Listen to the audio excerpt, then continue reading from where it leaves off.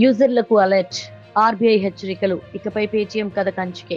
హోటల్‌కు వెళ్తే పేటీఎం, షాపింగ్‌కి వెళ్తే పేటీఎం, ఆఖరికి కూరగాయల మార్కెట్‌కు వెళ్తే కూడా పేటీఎం. చివరికి ఎవరికైనా డబ్బులు ఇవ్వాల్సొచ్చినా పేటీఎం. 2016లో ఎప్పుడైతే పెద్ద నోట్ల రద్దు ప్రకటన వెలువడిందో అప్పటి నుంచి దీని దశ తిరిగింది. అందరి నోళ్లలో నానింది. హోటల్‌కి వెళ్తే పేటీఎం, షాపింగ్‌కి వెళ్తే పేటీఎం, కూరగాయల మార్కెట్‌లో కూడా పేటీఎం. అందరి మొబైల్స్‌లో ఇది చేరిపోయింది. క్రమంగా ట్రాన్సాక్షన్స్ పెరిగాయి. కానీ ఏం లాభం? పెరుగుట విరుగుట కొరకే అన్న పాత మాటను నిజం చేసిందా అని దీని కథ విన్న ఎవరికైనా అనిపిస్తుంది. నిజానికి ఇలాంటి పెద్ద సంస్థకి ఈ పరిస్థితి వస్తుందని ఎవరు ఊహించరు. 2021లో ఆర్బీఐ హెచ్చరించినప్పుడే జాగ్రత్త పడుంటే సీన్ ఇక్కడి వరకు వచ్చేది కాదు. మరి ఇప్పుడు పరిస్థితి చేయి దాటిపోయిందా? ఎందుకు ఫిబ్రవరి 29 తర్వాత పేటీఎం పనిచేస్తుందా లేదా? పేటీఎం పరిస్థితి ఏంటి? దేశంలో ఏ ఇద్దరు కామన్ మ్యాన్ కలుసుకున్న ఒకరినొకరు అడిగే ప్రశ్న ఇదే. వారికి పేటీఎం మనీ లాండరింగ్, కేవైసీ ఉల్లంఘన, పేటీఎం వాలెట్, పేమెంట్స్, బ్యాంక్ మధ్య నడిచిన అక్రమ లావాదేవీలు వేవి తెలీదు.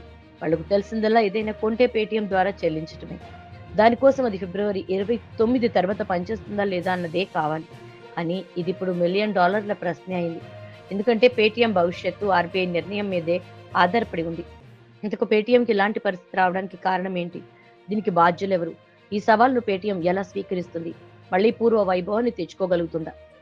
మీరు పేటీఎం వినియోగదారులైతే దాని ద్వారా ఎలాంటి లావాదేవీలైనా ఫిబ్రవరి 29 వరకే చేయగలుగుతారు. ఆ తర్వాత క్రెడిట్ కార్డ్ బిల్లు కట్టడం, ఫాస్ట్ ట్యాగ్లు చెల్లించడం, డిపాజిట్లు, టాపప్లు చేయటం ఇలాంటివేవీ చేయలేరు. ఎందుకంటే ఈ తరహా ఆర్థిక లావాదేవీలన్నింటినీ ఆపేయమని ఆర్బీఐ ఆర్డర్ జారీ చేసింది.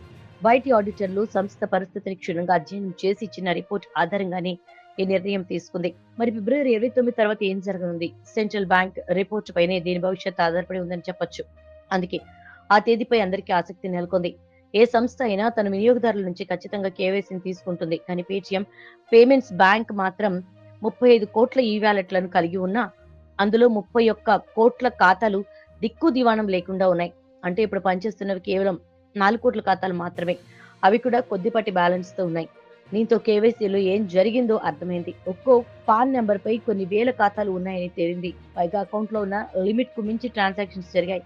అందుకే మొత్తం వ్యవహారాన్ని తేల్చడానికి ఈడీ రంగంలోకి దిగినా ఆశ్చర్యపోనక్కర్లేదు.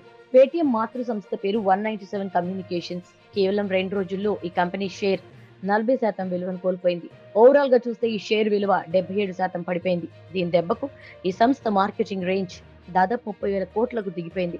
2001లో ₹2,150 ఇష్యూ ప్రైస్ తో 18,300 కోట్లను తెచ్చుకోగలిగింది పేటీఎం.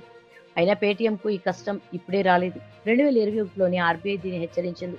ఈ సంస్థ లావాదేవీలు అనుమానాస్పదంగా ఉన్నాయని అప్పుడే చెప్పింది. కేవైసీల విషయంతో పాటు మనీ లాండరింగ్ కూడా వార్నింగ్ ఇచ్చింది. ఇదంతా బ్యాంకులు ఇచ్చిన కంప్లైంట్లతో వెలుగు చూసింది.